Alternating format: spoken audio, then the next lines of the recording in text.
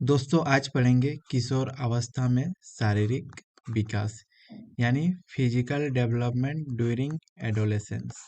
तो चलिए फ्रेंड्स शुरू करते हैं आज का वीडियो।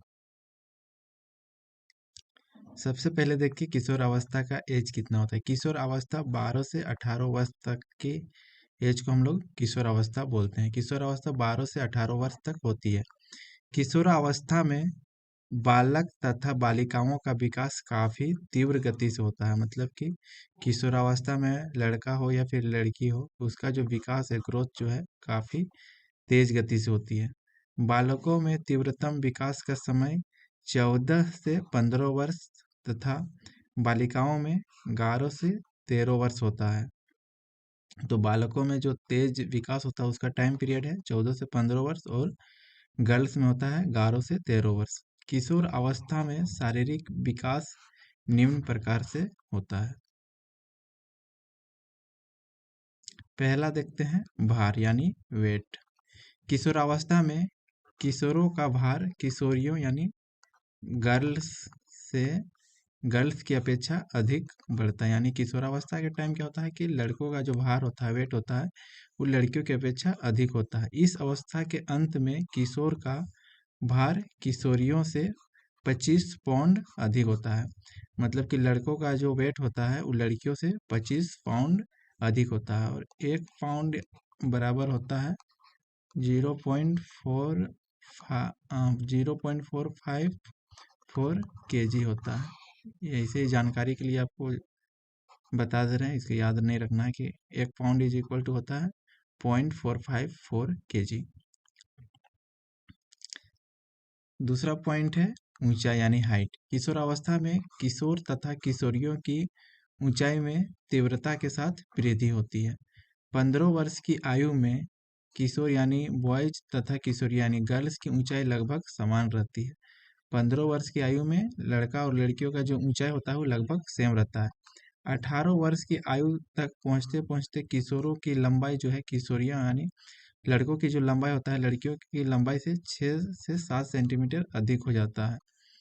किशोरी किशोरी 16 वर्ष की आयु में अपनी अधिकतम ऊंचाई प्राप्त कर कर लेती है। मतलब कि जो गर्ल्स होती है जितना उसका हाइट बढ़ना होता है वो 16 वर्ष की आयु तक ही जो है अपना अधिकतम हाइट को प्राप्त कर लेती है। किशोरों की लंबाई 18 वर्ष के बाद भी बढ़ते रहती है। जबकि हम बात कर लें बॉयज का तो उसका जो एज हाइट जो बढ़ने का टाइम पीरियड है वो 18 वर्ष के बाद भी थोड़ा बढ़ते रहता है। जबकि गर्ल्स है जो वो 16 वर्ष तक ही जो है जितना उसका हाइट बढ़ने का रहता है वो 16 वर्ष की आयु में ही वो अपना हाइट को प्राप्त कर लेती है। नेक्स्ट अब देखते हैं तीसरा पॉइंट, सिर व मस्तिष्क हेड एंड ब्रेन।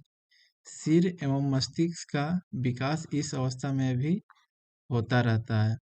15 या 16 वर्ष की आयु तक सिर का लगभग पूर्ण विकास हो जाता है।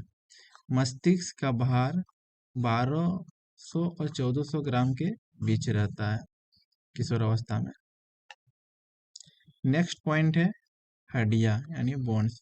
इस अवस्था में अस्थिकरण की प्रक्रिया पूर्ण हो जाती है। मतलब कि किशोरावस्था में जो अस्थिकरण की प्रक्रिया पूर्ण हो जाती है।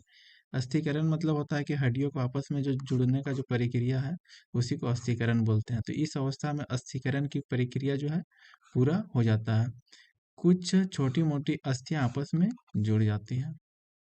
नेक्स्ट पॉइंट है फिफ्थ नंबर, दांत यानी टीथ। किशोर अवस्था के आरंभ तक बालकों और बालिकाओं के सभी स्थायी दांत यानी परमानेंट टीथ निकल जाते हैं। प्रज्ञा दंत जिसको हम लोग बोलते हैं विजडम टीथ जो है, विजडम टूथ जो बाद में निकलता है, आप लोग देखते होंगे जब निकलता है तो काफ़ी दर्द होता है, इसी को बोलते हैं प्रज्ञा दंत। यानी नहीं, विजडम दंत भी इस अवस्था के अंत में अथवा प्रौढ़ अवस्था में के प्रारंभ में निकलते हैं।